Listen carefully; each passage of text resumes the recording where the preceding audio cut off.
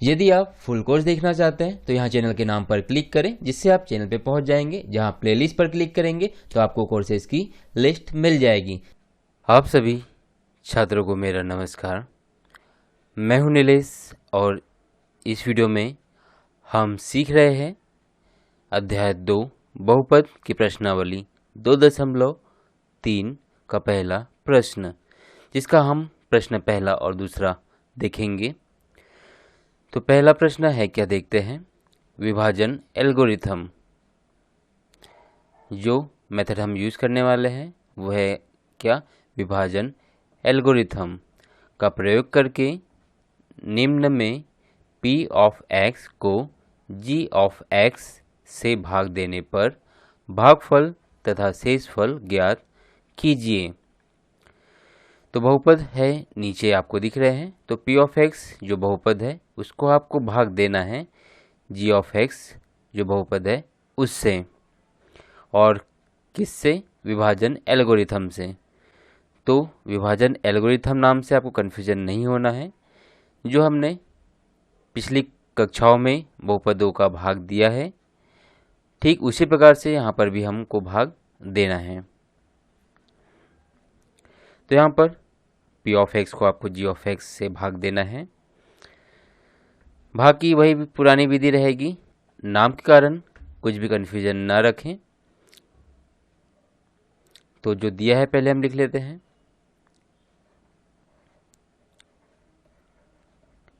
दिया है,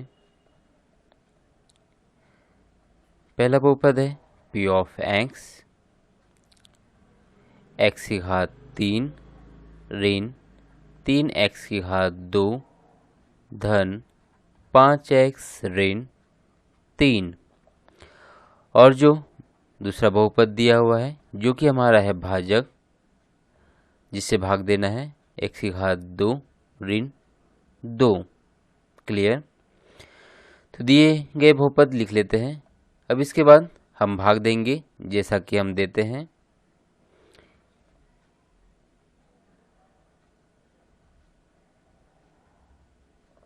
तो भाजक इधर आएगा, मतलब g ऑफ x से भाग दे रहे हैं तो हो जाएगा x की घात 2 ऋण 2। और यहाँ पे भाज्य x की घात 3 ऋण 3x की घात 2 धन 5x ऋण 3। अब भाग देने में पहली स्टेप क्या होती है कि यहाँ का जो पहला पद होता है उसको हमारे पहले पद से भाग देते हैं। और एक चीज़ और आपको याद रखना है कि जो दोनों बहुपद हैं, ये वाला और ये वाला, इनको हम घातों के घटते क्रम में लिखते हैं। ये बहुपद किस तरह से लिखना चाहिए आपको, घातों के घटते क्रम में। तो पहली चीज़ जो हम यहाँ करेंगे कि पहला पद जो हमारा यहाँ पे है वो है x की घात 3, इसको हम भाग देंगे हमारे भाजक के पहले पद से x की घात 2 से। तो x की घात 3 बटे में x की घात 2, मतलब x की घात 3 में भाग दे रहे हैं हम x की घात 2 का। तो यहाँ पे आधार x और x ही है। तो जब आधार समान हो तो क्या होता है, घातें घट जाती है, मतलब घातें ही घटेगी। आधार जैसे कि वैसा x, घातें 3 में से 2 गई, क्या बचेगी आपकी 1। तो x की घात हो जाएगी आपकी 1, परंतु 1 को हम लिखेंगे नहीं, तो क्या हो जाएगा, केवल x। तो यहाँ पर हम लिख देंगे x। क्लियर। मतलब आपको x का गुणा करना है इसमें, दोनों के पहले पद से भाग देने पर जो आता है उसका हम जो हमारे भाजक है इसमें गुणा करते हैं। क्लियर। और जिसका गुणा करते हैं वही हमारा भागफल का पहला पद होगा।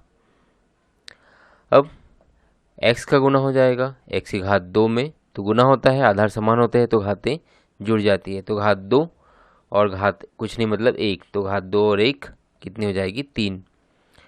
तो x की घात 3। फिर एक चीज़ आपको ध्यान देनी है कि गुणा करने पे ये दोनों पद आपके एक जैसे ही बनने चाहिए। क्लियर। आपके ये दोनों ऊपर नीचे के पद एक जैसे ही बनना चाहिए, तभी तो वो कैंसिल होंगे। तो ये चीज़ आपको ध्यान रखनी है। यदि अलग अलग आ रहे हैं तो आपने या तो गुना गलत कर रहे हैं या फिर यहाँ पे जो भाग दिया है वो गलत दिया है। क्लियर। सीधा सा तरीका है, ये भाग आप नहीं भी दे सकते हो, आपकी प्रैक्टिस अच्छी है तो आप सीधे से देख सकते हैं कि x⁻³ मुझे यहाँ पे चाहिए, तो x⁻² में मैं क्या गुना करूँ कि मुझे x⁻³ मिल जाए। मतलब कुल मिला के इस बहुपद में हम क्या गुना करें कि जो पहला पद है वो हमें यहाँ पे नीचे मिल जाए, ताकि ये दोनों आपस में कैंसिल हो जाए। तो x का गुना हुआ x⁻² में, तो मिला हमें x⁻³। अब x का गुना होगा ऋण 2 में, तो हो जाएगा ऋण 2x। तो इसको हम x वाले पद के नीचे लिख देते हैं ताकि हल करने में आसानी हो। तो ऋण 2x। फिर आ जाएगी आपकी बटे की लाइन। अब क्या करते हैं, हम घटाते हैं, तो घटाने का चिन्ह जब घटाते हैं तो इन नीचे वाले पदों के चिन्ह बदलते हैं। यहाँ पे कुछ नहीं, मतलब इस पद का चिन्ह है धन, तो इसको ले लेंगे हम ऋण, और ये ऋण वाला हो जाएगा धन। क्लियर। तो x⁻³ ये धन में है और x⁻³ ये ऋण में है, इसलिए ये हो जाएंगे आपके कैंसिल। अब ऋण 3 x⁻² सिंगल पद है, तो जैसे कि वैसा ऋण 3 x⁻², फिर धन 5x और धन 2x, ये नीचे वाला चिन्ह लेंगे तो धन धन धन हो जाएगा, दोनों संख्या जुड़ जाएगी, तो धन 5 2 7x। और बचा है आपका ऋण 3 जैसे कि वैसा। फिर अगली स्टेप वही होगी, जो हमारा पहला पद है इसमें भाग देंगे हम भाजक के पहले पद से। तो पहला पद है ऋण 3 x⁻², इसको भाग देंगे भाजक का पहला पद x⁻² से, लिखेंगे x⁻² बराबरी से x⁻² से x⁻² कैंसिल हो जाएगा, बच गया हमारा ऋण 3। तो हमारा भाग देने पे बना ऋण 3। तो ऋण 3 को गुना करेंगे हम x⁻² ऋण 2 में, तो पहला पद ये आपका बन जाएगा, और ऋण 3 को हम यहाँ ऊपर लिख देते हैं ऋण 3, और ऋण 3 का गुना कर देते हैं। तो ऋण 3 का गुना x⁻² में, तो ऋण 3 x⁻² हो जाएगा। फिर ऋण 3 का गुना ऋण 2 में, तो ऋण और ऋण धन 3 दूनी 6, तो धन 6। अब इसके बाद बटे की लाइन। अब घटाने का चिन्ह घटती है और घटाते हैं तो नीचे वाले पदों के चिन्ह बदल देंगे, तो ऋण का हो जाएगा आपका धन और धन का ऋण। अब हल कर लेंगे, तो ऋण 3 x⁻² और ऋण 3 x⁻², परंतु कौन सा चिन्ह लेना है, ये धन का। तो दोनों पद एक जैसे ही, परंतु एक ऋण में है एक धन में है, इसलिए ये घट जाएंगे, मतलब हो जाएंगे 0, या सीधे कहेंगे कि दोनों आपस में कैंसिल हो जाएंगे। अब बचा हमारे पास धन 7x, तो 7x लिख लेंगे, धन चिन्ह को छोड़ देंगे पहले पद में, और ये ऋण और ये ऋण, ऋण ऋण है तो संख्या जुड़ जाएगी, हो जाएगा ऋण 9। क्लियर। अब देखिए यहाँ पे, अब यहाँ पे x की घात कितनी हो गई 1, और हमारे भाजक की घात कितनी है 2। तो जब नीचे घात भाजक की घात से छोटी हो जाती है, इसका मतलब है कि भाग हमारा खत्म हो गया, मतलब ये हमारा है शेषफल और ये है भागफल। तो आइए उत्तर लिख लेते हैं। उत्तर, तो भागफल होगा आपका, भागफल बराबरी से x ऋण 3 और शेषफल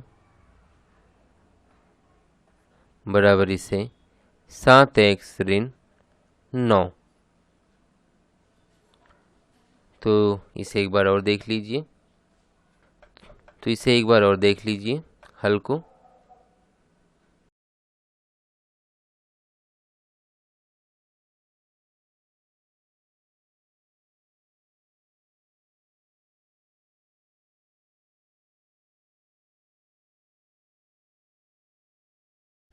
यदि आप फुल कोर्स देखना चाहते हैं तो यहाँ चैनल के नाम पर क्लिक करें, जिससे आप चैनल पे पहुंच जाएंगे। जहां प्लेलिस्ट पर क्लिक करेंगे तो आपको कोर्सेज की लिस्ट मिल जाएगी, जिस पे क्लिक करके आपको कोर्स के सारे वीडियो क्रम से मिल जाएंगे। इन वीडियो को क्रम से देखें और घर बैठे सीखें।